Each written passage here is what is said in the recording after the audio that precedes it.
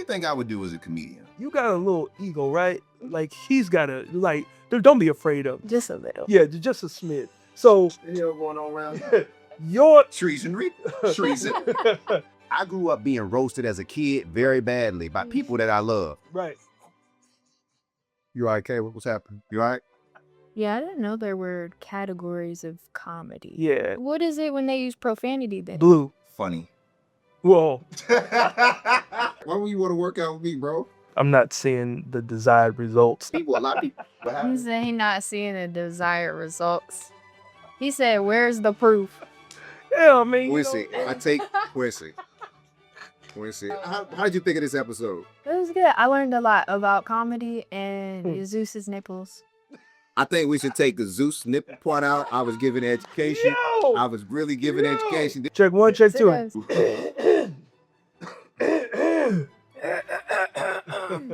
Welcome, Mr. Quincy Carr, How you doing there? the quality comedy king. She's so powerful. That's right. Listen.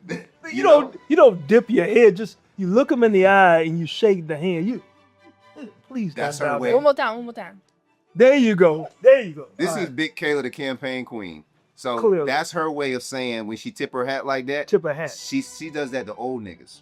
So that is her way of saying, sir, good Yeah. day, Yes, good I get it. morrow. I get it. I get it. I am the elder statesman around here. You are the elder statesman. Yeah. We happy to have you here, man. Yeah, bro. I'm happy to be here, man. I made it here nicely. So You yeah. did. And it was last minute too, man. Yeah, I appreciate it, bro. I appreciate you I pulling got up. things to do. You do.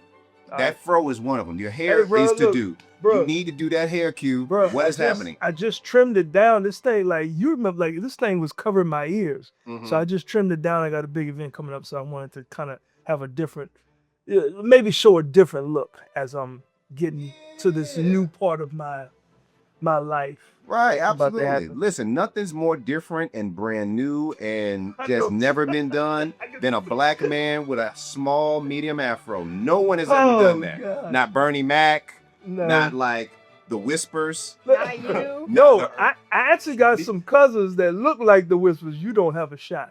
But I have a cousin that look like it's like two of them and they twins and they look like the Whispers. They got the Steve Harvey mustache and everything, which is something that like people in my generation we can't grow. I haven't seen a brother with a Steve Harvey thick mustache. Right. Like that doesn't happen in our generation. Like I think you Gen X, right?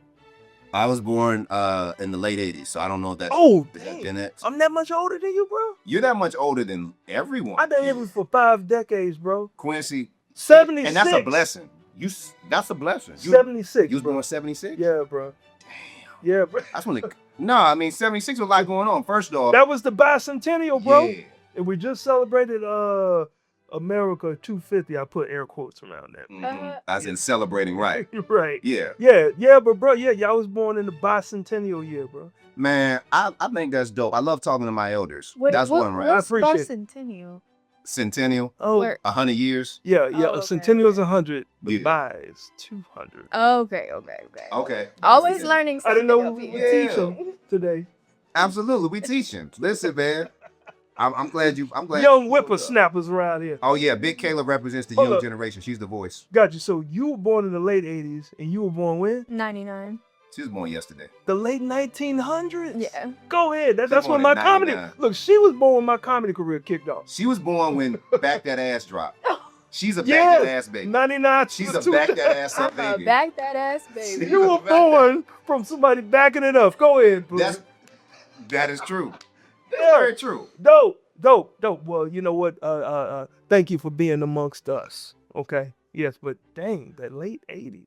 First off, Q, there's so much that I want to talk to you about. Let's You're a get to it. comedian, Yeah. a stand-up comedian, phenomenal stand-up comedian. Let's talk about the look of a comedian, right? Because I'm still on this afro. If that afro was a movie and I can only use 3 words, what would I name it? Earth, Wind, and Fire. I think that would Really? be, yeah. mean- When I look at it, I say to myself, do you remember? Well, I would hope. I leave you something to remember me by. But the afro, like, my hairstyle changes. It so does. many. Like I've had the low Caesar cut. I used Is to that rock for a your ball. audience? Is that so like your audience like feels more adaptable? Because you No, that's me. Like Okay. like I can't stick with the same style or the same thing. Mhm. Like I'll lose my mind, and I think it has a lot to do with a little bit of OCD, a little bit of what's it ADHD and all that stuff. All the like Ds, yeah. like Mhm. I just pause. Yeah, all the pause. That's true. So yeah, but I can't keep doing the same thing and not change. So like Right. you've known me what for the last 12 years now? 15 maybe? It may be 15 years. Yeah. I've known you for 15 years, been to a lot of your shows. Right. And I've despite had a all- low cut, I've had a Yeah. fade, I've Mhm. had my fro, I've had twists, I've had cornrows, I've Yeah. had a plethora. We had of them stuff. finger waves that one time too. I ain't Remember? never rocked You no had the finger Missy wave. Elliott. I ain't never the rocked no. Fickies. I ain't never rocked no super duper fly. You had with the it, I bro. Can't Stand the I ain't Rains. never had that, bro. You sure? I'm positive, Oh, okay. bro. Gotcha. I'm positive. I did have a curl though. I did have an S curl. I S did. curl. Yeah, bro. Like What the S stand for? Shit. it's not, look, my stuff was dope. My stuff was dope. I had that little curl like what Cedric the Entertainer was saying. Luther Vandross, his curl really didn't Right. curl all the way. My joint was nice. It was an S curl, bro. You put it, you got it in the box, put it in your hair, let it sit for a little bit, you wash it out, and your joint make you look pretty, bro. I was looking pretty, man. Quincy. This is probably about, hold up, this is before I met you. I'm about to say. Because I know if I would have met you with a curl, you'd be like, yo, this nigga. Because you look like one of them niggas on the hair grease box right now. Duke's hair grease. Like at the, yeah. Stop looking at the camera. Look at us. No, I'm I'm letting you know that. Don't break the fourth wall. They don't want to see you directly look at them. Hell no. That's the hair that the mama had in good times. Hey, damn. You like Yeah. you waiting for James to get off work. You know what? Now you disrespect me. Now you calling me Flo. Okay. You definitely. I am not Flo. Okay. I am Jimmy. You are anorexic. Jimmy Ice Walker. Cube. That's the No, Ice Cube bro. joint when he first came out. Dangerous Grounds. Listen, dope. watch the 90s Ice Cube movies. Just a lot more slender. Right. Yeah, I would say don't. Okay. Look, let's jump into it. Yeah. 13th annual Crash the Party, Let's go, bro. 50th milestone birthday celebration Yeah. with Quincy Carr, aka the Quality Comedy King. Tell us about it, man. 50 years old. You about to be 50? I'm turning 50. You bro. turning 50? Yeah, I'm turning 50, which is scary because you and I both know, and just in the Black community, we blessed if we make it past our 20s. Right. So for me to see I'm about to be 50, like that's a half century, bro. I just got my AARP card notice in the mail. Yeah. Yeah, bro. Like Like it's happening, bro. But I'm blessed because a lot of people think I'm in my mid 30s. So they'd be like, you don't look like you even close to 50. Yes. Who yes. said that, Q? Yeah. A lot of people that's Quincy. not you. Quincy. A lot of people that's not hating like you. See, your problem is you're upset that I've been able to stay beautified as long as I have, and it pisses you off, and I get it, bro. Look, I don't stress out about stuff, man. Maybe try it, okay? Quincy. All right. I know you getting old because you delusional as hell. You are so delusional. People think I'm in my 30s, bro, When? and I accept it. Who told you in your 30s A with these lot. AARP shoes on? Don't worry about These shoes, soft man. bottoms, air fronts. They say soft at the top and the bottom. All because you saw I got creases in the top. Man, Come on, listen, bro. man. All I know is that I'm getting ready to turn 50, right? Okay. So August is my celebratory month, Okay. right? So my birthday's in August. I'm a Leo. You're a Leo. Okay, my mom's a Leo. Okay. No. Shout out to Leos. Leos always run stuff, by the way. I just want They folks do? to yes, because Okay. we are the king of the jungle. We are the lion, so we always run stuff. You the lion. I digress. All right, yeah, you see my mane? Hey! All right, so look. It's giving Lion King. It's Yeah, wow. You It's feel me? giving Lion King. He's a giving lion more- ass nigga. He on this goddamn show. Lion. You damn right you It's giving Lion more King. Simba, right? Yeah. But bro, like in the month of August, I started my company like back in 2008, Okay. and then eventually in the month of August, I left my 9 to 5 and fully just jumped out on faith. So look, I'm gonna do this comedy thing. I'm gonna run my business, which included my barbershop at the time. Mhm. And I started Crash the Party. So Crash the Party started out as an event just to celebrate another successful year in business. And then because it was in the month of August, I said, hey, I'll use this to collect back to school supplies. Right. And then it morphed into, hey, look, I want to take some of this money and help local nonprofits, just donate money to them. And then about 5 years ago, coming back for the first time after COVID had shut everything down, I said, from now on, I want to have Crash the Party's proceeds focus on something near and dear to my heart, and that's helping people who have speech impediments. Because what a lot of people don't know is I stutter.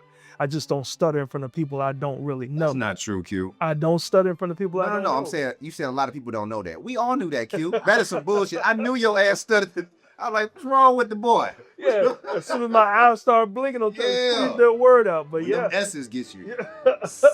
Year number 13 of doing that event, man, and and I got a pretty big announcement that I'll announce on that show. But we're taking coming out. We're taking it. No. You coming out of the closet? No. Q, come that's on out. what you do. Because I'm pulling up. Don't If pull you coming out the closet and finally telling your truth, Q, which I my support. truth is gonna be there's other things happening. Oh. Like I'm not coming out. Like you desire some real freaky stuff, and I don't like that. I've never We don't liked use that about desire or the word freaky in the same sentence on this show. you. Just This did is a it family show, Q. subliminally, right? But you're always trying to make it like yeah, man. Look, I want you to be gay. Like that's Quincy, what I do mean, not man. want Quincy. Bro. That is uncertain. All these years I've known you, like you've never given me my just due, bro. Quincy, where is this coming from? I'm taking back. I'm getting emotional right now. Listen, I can see that. Let's talk about this. 13th day, you passed the fuck. Yo, man, it's gonna be dope, man. Like food is involved. Okay. Like your ticket includes dinner. Okay. The comics that are performing, my man Patrick Williams, you Mhm. probably know of, but Mark Gregory. Like if y'all don't know, Mark Gregory is the nephew of the late great legend Dick Gregory, and Okay. civil rights activist. So when I Absolutely. tell you this brother is cut from the same tree, same branch, and just mad hilarious, it is definitely an honor to have him That's a lead. come through and rock out there. Yeah, Dick Gregory is one of the Yeah. ones, man. He's up there with the Richard Pryors Yeah. and all of them. So it's like that's dope. So talk to me. First of all, I've been to your shows before, and Quincy throws a good ass show. Yeah. Like Quincy has different kind of people there. He gonna have black people. He gonna have white people, old people. And it's very well put together. It's on time. You know what I mean? And so I think you've been, correct me if I'm wrong, but you've been as successful as you are because you really be about the business. Yeah. You make sure people get paid Yeah. and people will show up for you. Oh yeah. You know what I mean? Talk about how hard that's been for the past 13 years to really do. Was it easy in the beginning? What type of challenges is it throwing comedy events out here Yeah. in the 757 for 13 years? Bro, well, first, I've been putting together events like before that, Okay. like since like 05, 06 is when I had my very first big event, and it was also like a fundraiser. But me and this other guy, David Logan, was the first comics to put on a comedy show at the Grammy Theater. Okay. So they had just remodeled it and everything, and it was for the Single Mother Scholarship Fund, and we were raising funds to help mothers that were currently in college that were single mothers. What college were you going to when you were a single mother?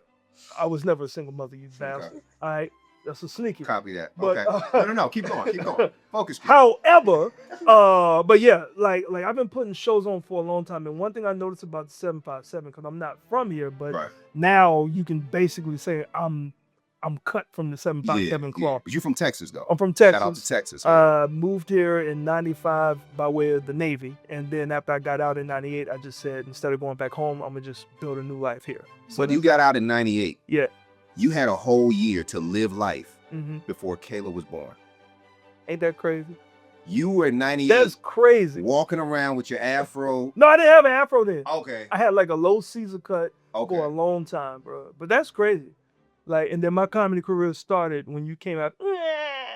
Exactly. And Big Kaila, the campaign queen, is here. Right. I mean, but that's how crazy like life comes. Like if you live long enough, if you keep going to sleep and waking up every day, you're gonna see some stuff that when you were already a certain age, they were just born, right? Right. And so now you, from what I understand, like you're doing big things and kind of helping guide people that's got more experience than you. like living wise. So kudos to you. Thank you. All right. But like to answer your question about putting together shows, it is tough in the Hampton Roads area. What's the toughest part? The toughest part is getting people to believe in you enough to show you love. What people do in the Hampton Roads area, and what I've noticed for years, either they leave and they go to another city and they make a life and then they try to come back. But that's also the same time that people will then recognize you and give you your flowers. As soon as you leave and then you blow up, all of a sudden, yo, that's my man there. My man, I remember da. But when we right here, building, and we try to get, hey, look, I'm putting on this event. I got this.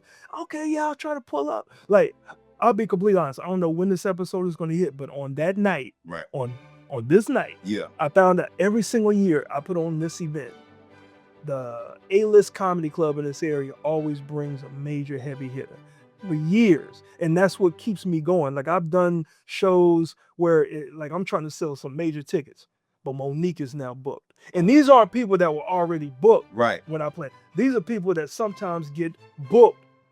They already know my event is happening. And I'm not saying the Funny Bone is doing that. All I'm saying is every time I have an event, it's a big comment. So you know who's coming on that same weekend? Mike Epps. Damn. 1.5 miles around the corner, That's great. right? But I don't waver Right. because I've been doing this for so long where it's like if I stop to worry about who else is going to be here, I'll never do anything. So I already have a decent amount of tickets sold, and I have people that's got my back that's had, as you say, like they've seen my shows. Right. And so there's no question the type of brand or type of event that you're going to get. And I mean, hell, I'm feeding you. Like I got a comedy show, I'm feeding you, and it's going to be an after party, and we're going to turn up as I celebrate turning 50. So, I mean, my brand is quality, and that's what my events are. And when you come there, you walk away knowing that you got your money's worth. Man, I always have a good time at your show. You brought up something. You brought, other comedy clubs. We ain't saying they hating. Mm-hmm. Right. No, I wouldn't. No, I wouldn't even say hating. And the reason why I wouldn't even use that word close, because they're also a sponsor, and they usually are always a sponsor of my event. Like they'll donate stuff to me as in-kind sponsors. So I give them props all the time. I'm saying that every time I put on an event, and I know it's going to be in the summertime, I stop checking to see who's going to be here, so that helps me determine when I should put on my show. Because at the end of the day, it doesn't matter. People are going to come because they rock with you, or they're not going to come, and they may lie and say, yeah, I'm supposed to be doing something else out of that, and then you find out, yo, I'm out here at the Mike Epps, man, that thing was fire. Like, but I'm out here doing my thing, and that's what. Do you take it personal? I used to. Used to? I used to. You did. You look like the type to be in your feelings, man. Bro. In the beginning, you was all in there. In the beginning, when I was just a young comic. On emotion. Right. Oh, all day long, bro. Man, when I was working my 9 to 5, and I'm a young comic, and hey, look, I got a comedy show, right? And they'd be like, yeah, I'm gonna come. Can I get some free tickets? I'm like, well, I got a comedy show, so I tell you what, if you say my name in the door, I'll make sure that you get a discount on tickets. And then when I would come back to work, and I would see the same people, yeah, I'm gonna be there. When's your next show? And I would see them, and it would, man, bro, I would be steaming like, damn, that's kind of messed up. Like, you were asking me what I'm doing and when my next show is, but then you never come out. And then I just got to the point I say, and this is more of a spiritual thing, like, people who are going to be there for you, that's the way God ordained it. For sure. So I stopped trying to, force. Man, why don't you just show forcing up? People to give a damn, forcing people to pull up, natural people that I just build a brand of trust. Right. And when you come to one, you know what you're going to get every time you come to a Quincy Carr type of show. Okay. I like that. I like that. The people that are coming, are they coming like every year? Like, have you seen people in the early years still come? Oh yeah, I got fans, and I've even said, and some of them sadly have passed away, that were like dedicated. Every show they are there no matter what. And I said, if I can have 50 more of those type people, right? The ones that, and you know about this, it takes a quick second to share a post. Right. It don't cost you nothing. No. You know me. Yeah. Right? And I gotta pull teeth, but let me be on BET's Comic View. All of a sudden, I ain't got to beg nobody to share nothing. My boy Quincy is on. Right. And it's like, wow. So that's what I'm saying about this area, how tough it is. So if you can make it, like they say New York is the concrete jungle, if you can make it in VA, putting on shows and trying to get support, and you still here building platforms for other people to make it, bro, like I'm not sweating what God has planned for me. What's the comedy scene like here? Like, because I've, I was one of them people that I feel like I had to go away when I went to LA. Mm-hmm. I was doing things, and that's when I noticed like more people sharing my stuff and stuff like that. Right. Which I just felt lonely out there at LA. You know what I'm saying? I was like, it's great that what I'm doing, but I'm like, I don't really hear from people like that. But with the comedy scene here, do y'all get along? We do. I can't speak for. Is it like Atlanta? Like, because Atlanta seemed like they really work together comedy wise. Like, like they're on each other's shows. But also, if you notice, Atlanta has done a really good job at taking comedians and turning them into content creators. Right. And working together, making their own platforms in their house, whatever, and sharing it. Okay. So to answer that question, I think it's as simple as this. Atlanta is just like another version of LA or New York. It's just a big city where a lot of movies happen, a lot of TV shows happen, reality stuff is so like the 7x7 doesn't have that. We have so many people who are major who come from this area. Right. But they leave. Right. They leave and they become major stars. Yeah. But this area, that's why they say it's something in the water, because we have so many talented, from athletes to singers to comedians that come from here and they blow up outside of here. So because I'm not born and raised here, I was stationed here and I've been here well over half my life. So now I'm essentially a 757, a Hampton Roadian, right? And I'm like, you know what? Why not be the first to show, I don't have to leave to try to build out there. If I build it here, they will come. So my brand of quality comedy is my own trademark brand. It's not that I'm the first to do clean comedy, but I didn't want to get in the lane that's already occupied. Which lane is that? Clean. So right? what's clean comedy? Okay, so the difference between clean and quality comedy. So quality comedy, I can talk about the same stuff that people would hear at any type of comedy club that's unfiltered. Mm-hmm. I just choose to intentionally remove the profanity out of it. Okay. Clean comedy is when you're clean and you don't talk about anything that's risque, and you can go to church and all that. Boring ass comedy. Right. Boring comedy. I don't want to make anybody. How's that air in here, everybody? Exactly. The temperature. Everybody enjoy that temperature? Thumbs up. This Right. show's going great. And people get that confused with because there's clean, then there's Christian, then there's church, then there's corporate and all that. And I said, those lanes are already taken. I approve of quality anything.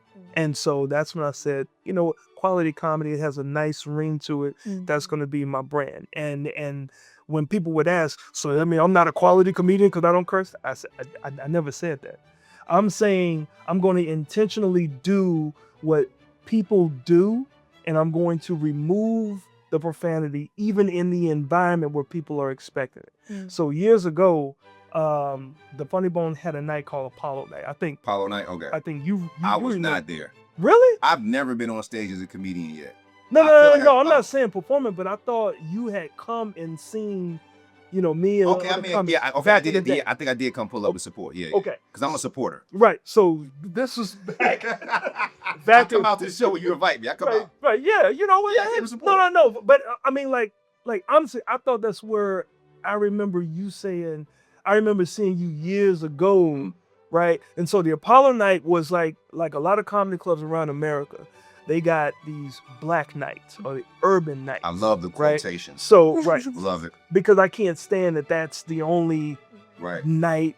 And then we have this special night, but we know, or as some people call it, nigga night, right? Make a lot of money on niggas. Right. And it's these individuals, they run the club and then they say, we don't like black people, but we know that you guys bring in a lot of money, so we'll give you this one night that's specific. But I'm going to tell you something. The staff hates working those nights because, black people are rowdy, or black people don't tip, or black people is going to do all this. That night made so many careers pop, and it made so much money. my point in saying that was that night was about raw, Def Jam, Bad Boys of Comedy style comedy. And I would go up there and I would commit to, I mean, I was coming from my 9 to 5, had a, shirt and tie. You would love to have seen me then. Had a shirt and tie on, my khakis and stuff. And I would take my tie off, unbutton the top just to, look a little loose. But Just I would like a watch, folks who's like, man, look at this cornball, man. What the hell are you gonna do? But I would stick to my guns and I would do my thing, and it would get to the point where folks would like hood cat type cat bit. Yo, I'm gonna tell you something, nigga. Like that Duran bit that you were doing up there, I fucks with all that, and I'd be like, really? And then that's when I started to understand. Funny is funny if it's funny. It's not funny because you're cursing. It's not funny because you're being the nastiest, the rawest, because you're fitting in. And that's what the quality comedy brand. And for me, that's the difference between quality comedy and clean and anything else that doesn't use profanity. Yeah, I didn't know there were categories of comedy. Yeah. I've only known I guess Comedy. what is it when they use profanity then? Blue. Funny. Well, Well, that's what I'm saying. That's the Yeah. only comedy. So it's I've called known. blue. It's called Okay. blue. Blue comedy is when they're cursing a lot, right? And then everything else is like I said, clean corporate church, gospel Christian, Right. and all that. So my goal is still to ensure that quality comedy becomes a category that people start defining comics by. This person is funny, whether they curse or not, but in this genre of comedy. Yeah. Quality comedy is you can make me laugh talking about sex, talking about all that stuff, and you just found a clean and creative way to still make me laugh without hitting me with that easy shock word. And that's the difference of quality comedy. Man, comedy, I'm a student of comedy. Yeah. I feel like one day, me, I've in the past, I've told you very clearly, Quincy, that I am too fucking afraid to go on stage. So right. But then over the years, I'm like, hey, Q, man, why don't you call me up there, man? Let's rip a little bit. Right. And now I feel like part of the reason why I started this show is like, I want to get comfortable with creating my narrative. Right. I think people categorize comedy too much to where they take the fun out of it, where they forget the point. Like, for example, you ever see somebody like, sex is a very fun thing to do with the right person, right? Safely, right?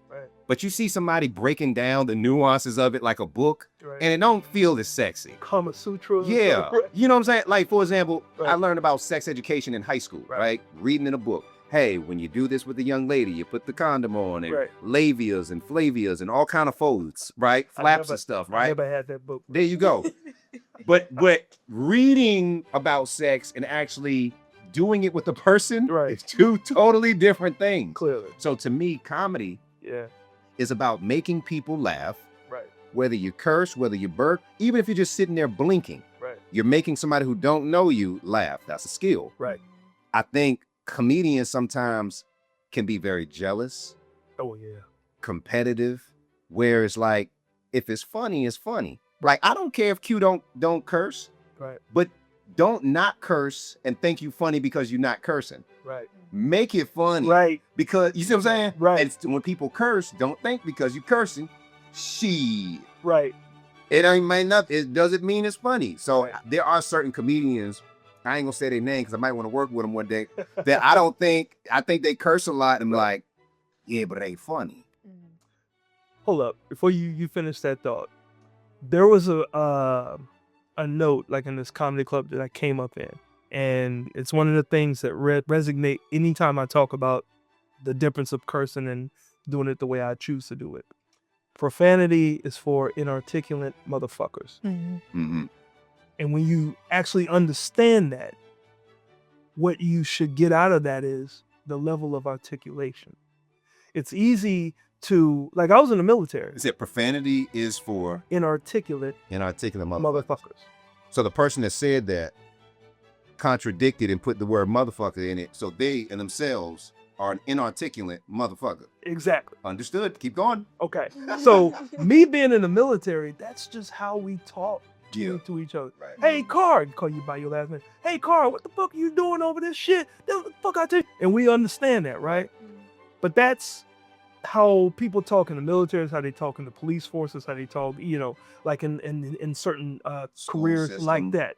But when it comes to having a conversation, if you cannot have a conversation without plugging in curse words every other word, you don't have the ability to articulate It's a obsessive. sentence.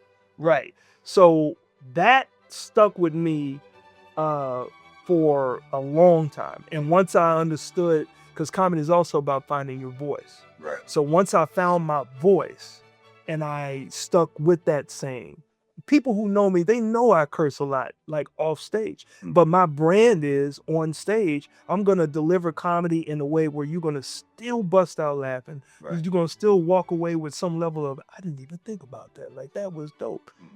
But when you talk to me off stage, it's not that I'm any different or I'm being fake. Like, I'm not performing. Right.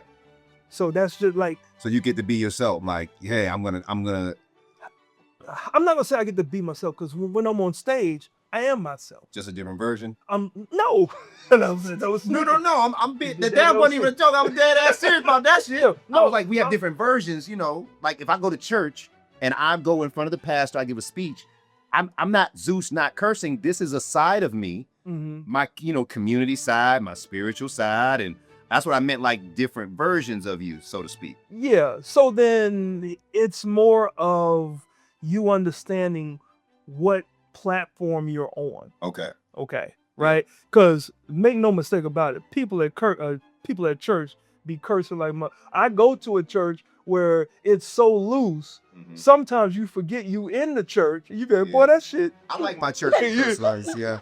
Right? I like my church with curse words a little. Makes Yeah. me feel like y'all still got some sinning that y'all trying to clean up. Exactly. It's not perfect around here. Right. I'll fit right in. There we go. Yeah. So having the understanding in certain environments, like certain people would, like, I've had predominantly black folks, right?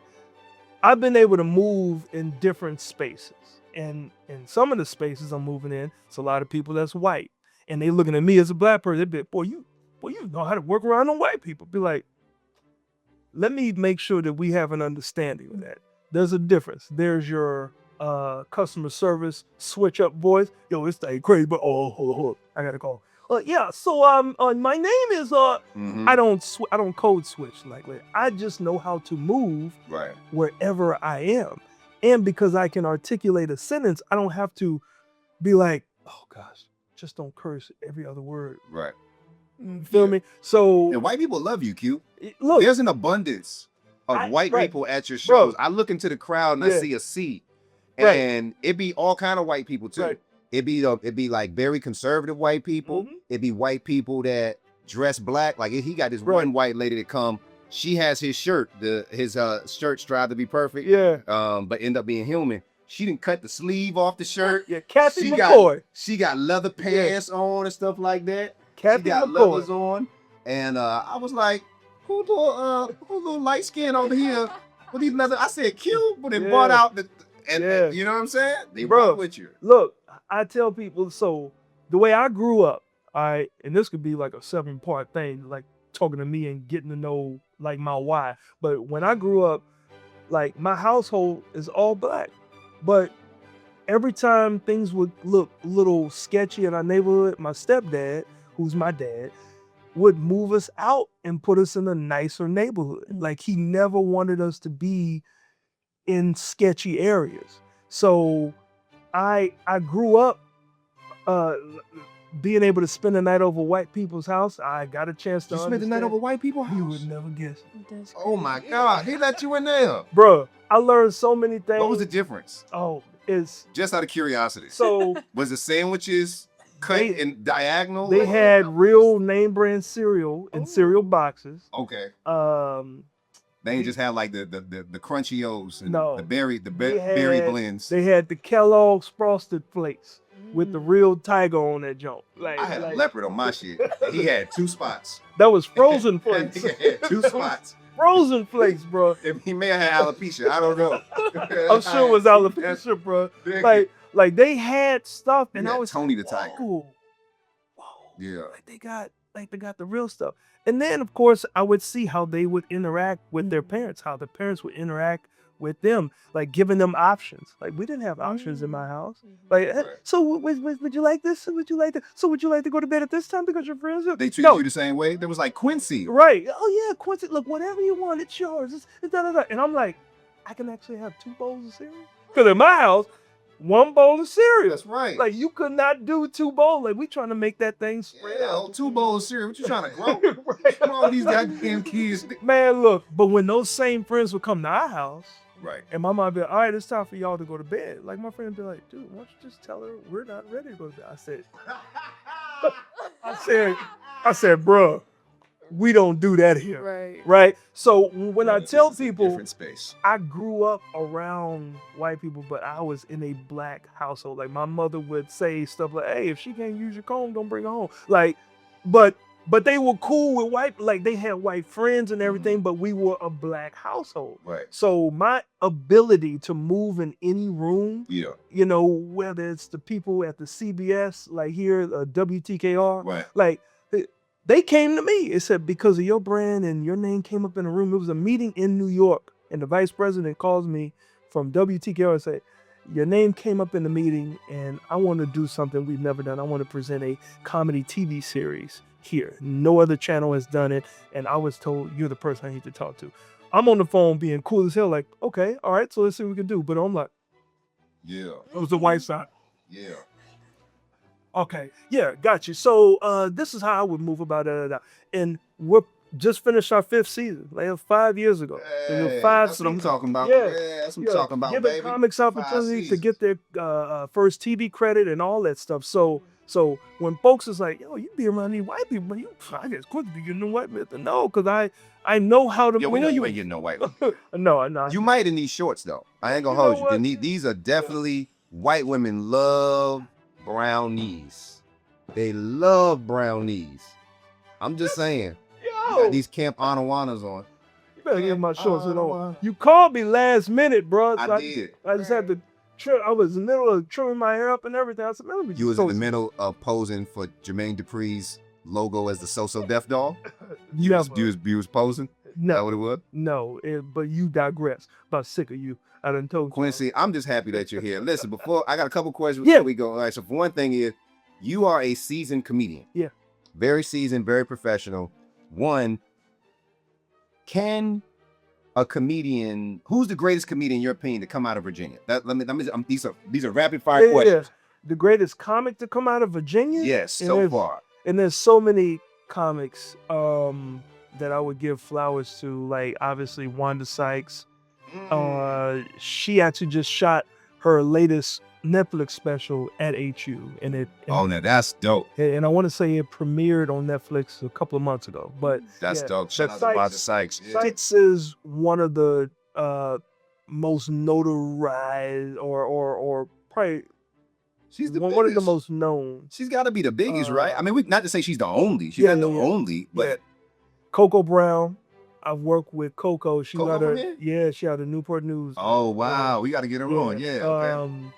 Coco. Now Jay Farrell, like when Jay started, like Jay was 18 or 19, and I was putting him on my shows back when he was like his best part was his impersonation. Right. Right. But this Now- is before SNL. Yeah. Oh yeah. Way before. Yeah. So to see how much Jay has evolved into a comedian, not just a Yeah. impersonator. Right. It just well, not impersonator, but does impression. Yeah, impressions. Yeah. Yeah. He's great at those Yeah. things too. I mean, he's made a whole career off Yeah. of it. Yeah, and it used to bother him too. Like in the beginning when he was popping off of SNL, and then every time he would go on some shows, like I remember when they brought the Showtime at the Apollo back for like a short stint, and he was a performer on that, and they edited it because it was a pre-shot show, Yeah. and all they edited it down to was him doing Obama's impression, and I think obviously Denzel Yeah. does stuff. And I remember sending him a congratulations. He said, "Yeah, man, thanks, but man, I just hate how they won't allow me to stretch and do Right. comedy. I'm always do my impersonation, Right. my They want to see impression." the same trick. They don't want to see you Right. do some different type. Exactly. Yeah. And so that used to bother him. So I'm glad to see that he finally kind of leaned into what people are looking for. Because Yeah. every time he goes anywhere, they're going to ask him to do some impressions. Right. But he's also evolved into a better stand-up comic too. So let me ask you guys: why don't Virginia comedians, and maybe they do, correct me if I'm wrong, why don't Virginia comedians help other Virginia comedians? Like, why isn't like a Wanda Sykes, not going at Wanda, you know what I'm talking about, just as an example, as a Wanda Sykes not putting on a Virginia show or a show and bringing on Virginia cats? Like, is it because they're not polished enough? Is it because we don't, like, Virginia comedians don't work together here? Because I've heard some names, Big Vino, yeah, I heard was really, really great. I've never seen him perform, but certain names, I hear your name. Yeah, like Bodacious, Kimberly Tucker. Tucker, Bodacious, Herman Herson. He's a radio legend in this area, but he always has platforms for comics. I just think, honestly, I can't speak for other comics. What I can speak to is what I've done to try to divert a lot of that negativity. So it is negativity. Oh yeah. But I think it's not just this area. It's more pronounced because we live here, but it's everywhere. Yeah. There's in a lot of industries. There's always jealousy, or it's got to be me. It's got to be me. And I got to the point where I was like, look, if it's my time, it's gonna be my time. But people get caught up in there can only be one. So I have to be right. So if you're on top, it's not that I'm doing a healthy competition with trying to be, on top and be better than Zeus. And when we see each other, my man. Yeah, that's taking phony. I like that. It's more like, I got to be better than Zeus. Right. F Zeus. Yeah. When I see Zeus, y'all ain't Zeus. got no beef. Yeah. I mean, no beef. Y'all ain't got no beef. Right. But when they see you, it's on sight like, yo, because I'm trying to be better than you. I can't respect what you do. And that's what this area has seen a lot of. And I've always tried to put myself in a position where it's like I said, I'm not going anywhere to try to blow up. I'm a build here. And I feel like I've been pretty successful building here and opening up platforms so people can get something that they've never had before without me waiting until the world recognizes Quincy Carr. And now all of a sudden everybody just wants, oh my gosh, Quincy can give me something.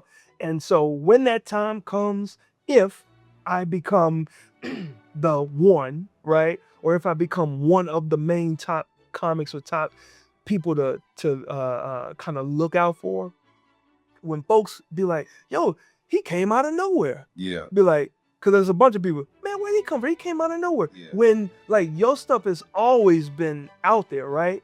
But there's a level of being out there and then being Kevin Hart out there. Right now, you are out there. People know about Top Rope Zeus stuff. I don't feel like they do. But what my point is, there's going to be somebody, you blow up on a joint that takes off like a Drewski skit, right? Yeah. And it's got controversy. Everybody's talking about you. Yeah. Man, where this guy come from? Top Rope Zeus, I ain't never heard of it. You've been grinding for years. Yeah. And that's the way I've settled in on, I'm not trying to be that top person, but if it happens, I know folks are going to say, where he come from? He came out of nowhere. Yeah. Like, you can type in my name. You don't have to put comedian, you don't have to put actor. Yeah. Just type in Quincy Carr. You pull up all my stuff. I know what I've been building. Right. So I just keep building, and I ensure that when there are people bickering and, they talking at each other, I'll be like, come on, stop that. We all have an opportunity to eat. There's enough food for everybody. There's enough room for everybody. Stop trying to compete in a negative way. It's okay to see you. Do you have comedy beef with somebody, or do you just comedians have beef with you? I wouldn't even say anybody has any beef with me. I would say that there have been situations where I may have rubbed somebody the wrong way. And I'm always accountable enough to recognize and be self-aware. Yeah, I probably did something. Yeah, you're a rubber. That's why I got this method. Yeah, I strive to be perfect and end up being human. You rub me the wrong way all the time. I'll be like, pause. Just pause. Definitely pause, but I thought we was being professional, Q. Q, I'm trying to be professional, give you a professional interview. Big Kaila's here, the campaign queen. You're being professional. I need you to get it together, Q. Y'all are being professional, but yeah, that's the answer to your question. I don't have any beef, and I would like to think no one has any beef with me, but I do know that there are situations that may make people feel a little different by the way I move. Okay. And I move intentionally. Yeah. And I move so that it's a successful attempt. And if we get it wrong, I acknowledge that. Right. And I say, my bad, let's fix it. a lot of people in some comics that I've had to deal with or had a situation with, they don't want to acknowledge the obvious. They want to Give me an hold example on. of the situation. You got to say no name, but give me an example of a situation that you went through. It's like, oh, this is a situation that happened in the comedy club. Because we don't, you know what I'm saying? Us not being in the comedy space, Yeah. we don't know what type of stuff that could pop off in a comedy club, what type of stuff can rub people the wrong way. Give me an example. So one of the craziest examples I have, so there was one with the comedy club, but that manager is no longer there. I know you're talking about, yeah.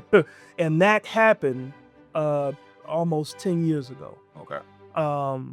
And I was able to move past that, but I looked at it as a blessing because that happened.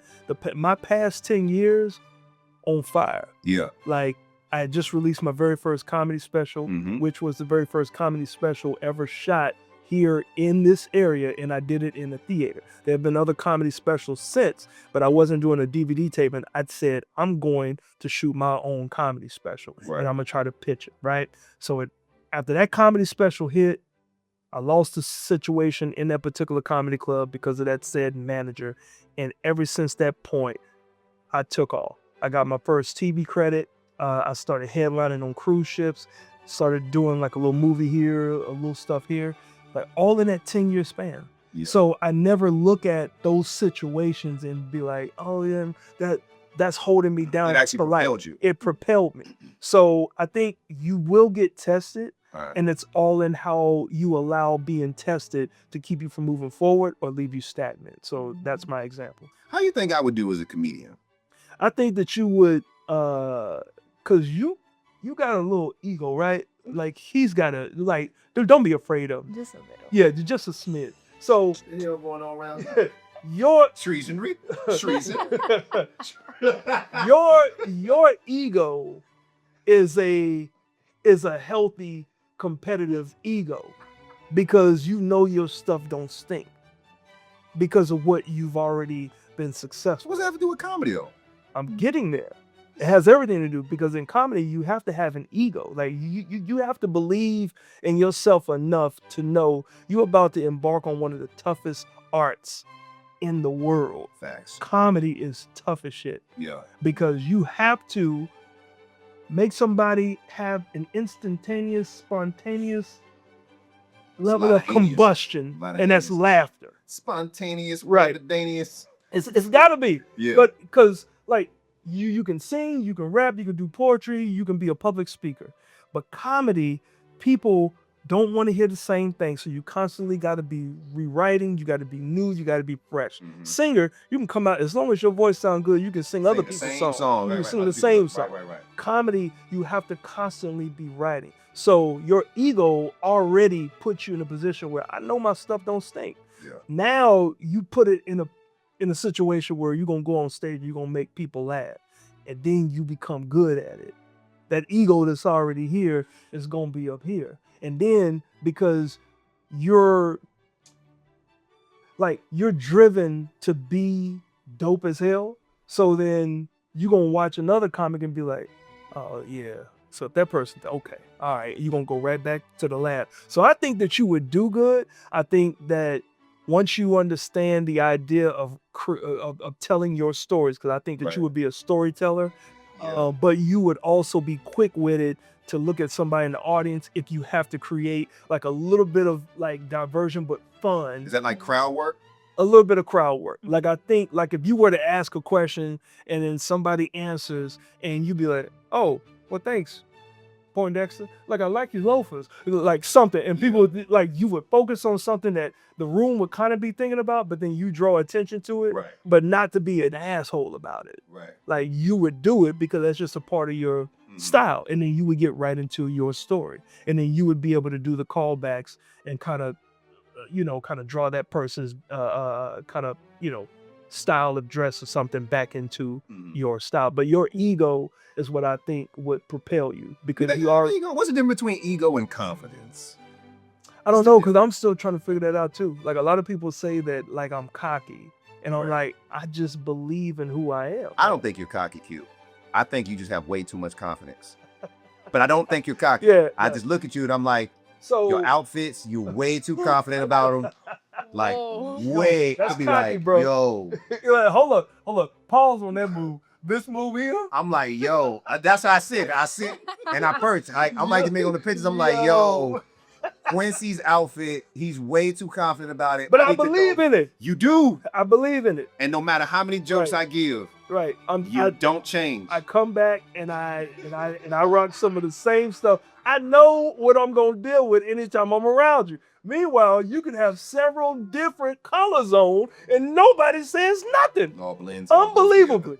All Unbelievable. Works as a unit. It does not. It works as a top rope. Sir, it does unit. not. I'm sick of it, okay? I just never say anything because I'm like, man, let this guy have his fun. I still want to come to your shows. I do want to go on stage, right? Yeah. I always ask comics, if I wanted to go on stage, if Kaila wanted to go on stage, right? How would we start our comedy career? What would be the way to do it? Is it to go in on there's a comedy night, do 5 minutes? How do you make 5 minutes? Right. Like, yeah. So most likely, like, go to an open mic because an open mic is the least amount of pressure, but it's the most amount of pressure because if it's in a comedy club setting and it's an open mic, then they're there to see comics do comedy, and you could have a dud or you could have a bomb, right? If you go into like a bar open mic setting, you got to deal with the people playing pool. Maybe the TVs are on, people smoking, and nobody's really paying attention except for a small group of other comics that's watching you. Yeah. So it really is based on the environment. But there's plenty of small comedy club setting spots that you can go and get 3 minutes and and just kind of try some stuff out. And because that's what bit me. Like in '99, I was asked. I said, "It said, why don't you try comedy? Because you always keep us laughing." I said, "I never, because of my stutter." I said, "I can't talk in front of people. That'd be crazy." So I go to this comedy club. It was a Thoroughgood Inn Comedy Club, and the manager said, "All right, you want to do stand-up comedy? I tell you what, come here for 3 consecutive weeks and watch how we do our shows here." And they had two nights. It was the comedy night on Wednesday night, and then on Wednesday night was comedy and then improv, and then Thursday night was all workshop comedy. And so he said, come on those 2 nights for 3 straight weeks, and I'll see your level of dedication. And believe me, it was tough after week 2 because I'm like, I want to get up there, but hey, I gotta come. So then again, on the 3rd week, I came. As soon as the show was over with, I went up to the manager, and the manager said, all right, do you got your 3 minutes? And I'm like, yeah. I didn't, but I said, okay, all right. And I went home, and that whole week I prepared in the mirror. And then once I got on stage, the bug hit me. And did you bomb your first time on stage? You didn't? I bombed many times after. Not the first time? No. Is that a trend? Like when you bomb, when you do good the first time, you like, damn, I could do this shit. Yeah. Then the second, third time, you like bombs over Baghdad. Yeah. You like, oh shit. Yeah. So, and it's ironic because during that time, Bombs Over Baghdad was a dope song that hit. But man, I didn't bomb until about 4 or 5 years into it. And the bombing that I had was in front of a predominantly black audience because the club I started at was considered a mainstream, were predominantly white. And so those audiences give you the space to be bad, especially if you're black. Because if you're black and you hit the stage, all of a sudden, they don't care what you're talking about. Just, because they feel bad to like boo us. Because they're like, we put y'all through slavery and shit. Man, look, we don't want to we already feel bad. Right. So let's Black just let this folks black is like man this. speak. Yeah. and Black folks say, listen, make me laugh. I'm out. The kids, I got a babysitter. We're Right. trying to drink. I bought the person that I'm kind of mad at with me, so Right. make us both laugh. It's So all we have a types good of things that come into play, bro. Yeah. And when I bombed, I'll never forget, and it was harsh too. Like I'm doing my thing, but I'm not like the typical black comic that's saying black type stuff. Hey, I'm going right into material. Okay. The way I was able to do it in front of the mainstream audience. Yeah. And man, I got about 3, and I got it on tape. So when I still got it. I need that tape. Boo! Boo! Get your ass off stage. That shit ain't funny. And I'm like, oh, all right. So that's my time. I'm out. Quincy Right. ran. I didn't know how to respond. You cut bro. it short? Oh, or been like, hey, the full. you better shut your ass up. Nah, I didn't have it in. I didn't Sit have your it in. ass back there and eat them flats. I Who you didn't- with? Show I didn't- yourself. I didn't have it in me, bro. I'm the worst person to probably heckle. because I got you, Quincy. You and I, you know me. Right. I get the firing off in this Right. bitch, and Right. we can roast. Because I grew up being roasted as a kid very badly by people that I love. Right. You all right, Kaila? What's happening? You all right? I ain't even got to the part yet. So I got roasted very much as a young kid, Yeah. as people I love, and I had a condition as a kid. Yeah. My sister used to joke me about, very serious condition called titties. Yeah. I was a little chubby Yeah. a certain portion of my life, and I had gynecomastia, which is a real long way of saying big nipples. That's what I got. I had big, you see, you got big nipples. You got gynecomastia, you ain't even know. So I had to get nipple surgery. I had to get my nips cut. I'm talking no nip, but like they cut my nipples, you know what I'm saying? And got the fat out of them joints. Yo, that's what I got all these years, bro. Yeah. It's called, what is it It's called? called gynecomastia. It's when you got a little bit of a titty tissue Yeah. in your chest, and no Why am matter I sitting like first that? off, Hey, Q, hey, listen. Yo, Hey, the all whole these, time, take dog. that part out. Hey, Take that no, part out. man, leave that boy. Wait Leave a it. minute. Leave Yeah. it like you do. it's fat nipples, and you can't work it out. Right, You yeah. have to go to the doctor because it's a little bit of breast tissue in it that's not supposed to be in there. So my doctor was like, "Oh, we actually can take this out." And he was like, "Is it pain?" Because we were trying to make sure my insurance can handle it. And I was like, "Yeah, it's very painful." Right. Yeah, Right. painful. So the insurance took care of it. Nice. Once I did that, bro, when I worked out, I was straight. It So looked like a chest. it looked like a chest. Nice. And so they would suck all the fat out the nip, but they would take the nip off. So it looked like two pepperonis when they took my shit off. I was like, I had nip, no Lauren.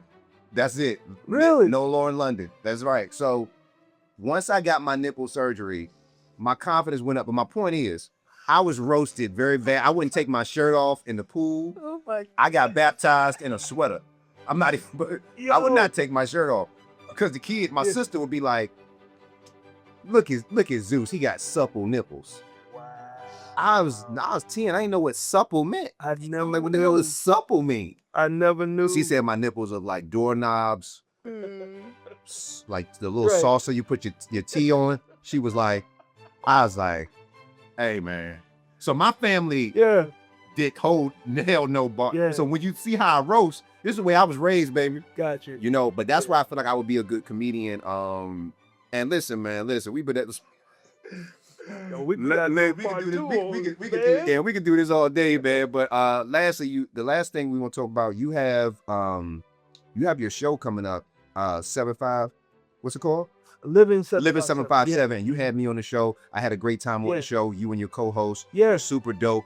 Real quick, just tell us about this. You have it's the 7th year? Yeah. A 7-year Yeah, anniversary. that's about to come up. Yeah, and Yeah. I'm coming on the show. I'm Yeah. pulling up. Yeah. Yeah, Thank so you for bringing me back as one of y'all favorite guests as Hey, well. Man, look, you had a really good segment, and of course, like I knew that you would just based on what we had already talked about. But it's our 7th year of doing this entertainment and lifestyle themed show, and similar to, it's not similar to, but like there's a Hampton Road show and then there's Coast Live, Yeah. and Y'all are rivals, right? no, because I kind of do work with Coast Live. Okay, cool. So, but what we know our show to be is the coolest show in town because we intentionally try not to do the boring style stuff. Like we do crazy stuff where we're testing out food and doing wild stuff and hitting each other, playing these TikTok games. Y'all been and all dressing up like cartoon characters Yeah, and yeah, hitting each so- other with like Acme, like Looney Tunes, Noodles and all this tools stuff. and stuff. Yeah, so we have a lot of fun, and we're coming up on our 7th year of doing this thing. And the best part about it, this is our coming out show because we now own the TV show. So Hey, you know, ownership. yeah. There we go. Yeah, so we this is here gonna for be our- ownership. it's gonna be our Yeah. first episode that's independently of our previous owner. And so we're looking to start this new chapter in another way. And what better way to do it than to kick off our 7th year? Hey man, congratulations. Good for like to hear, baby. Thank Hey you. man, listen, tell the Sure. people where they can find you at, your social media, where Yeah. they can follow you. We definitely got to bring you up here. I want to ask you more questions Oh, about absolutely. comedy and stuff, man. But yeah, tell the people where they can find you Yeah. and your show. I want to bring this out before your show. and we got about a week. Mhm. So let me see. We can bring this out. But right. where can they find you at and support your comedy work? Yeah, so I mean it's very simple. You can go to quincycarr.com, or if you were to Google Quincy Carr, that's Carr with 2 R, CA 2 R's. Quality Comedy King is my handle on Instagram, and it's also on, I believe, on TikTok. But I'm on YouTube and all that stuff. So, but I'm not hard to find, but my brand is quality. So if you type in quality comedy, I will pull up, and yeah, then it's time to go to work. That's what I'm talking about, Yes, sir. man. Listen, man, I appreciate you pulling up. Yes, sir. You know what I mean? Big Kaila, the campaign queen, the big one, not the little one. That's right. And thank you for pulling up to the Top Rope Zeus show, man. Like, this is literally, we didn't call this show so many different names. Yeah.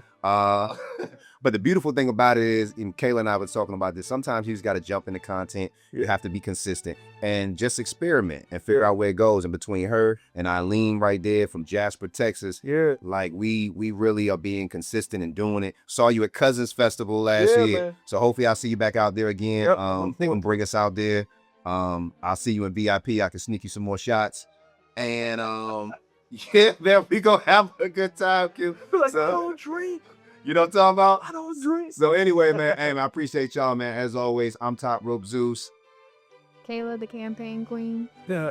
Quincy Carr, Quality Comedy King. Absolutely, man. As always, appreciate y'all. Live your dreams, not your reality. Respect.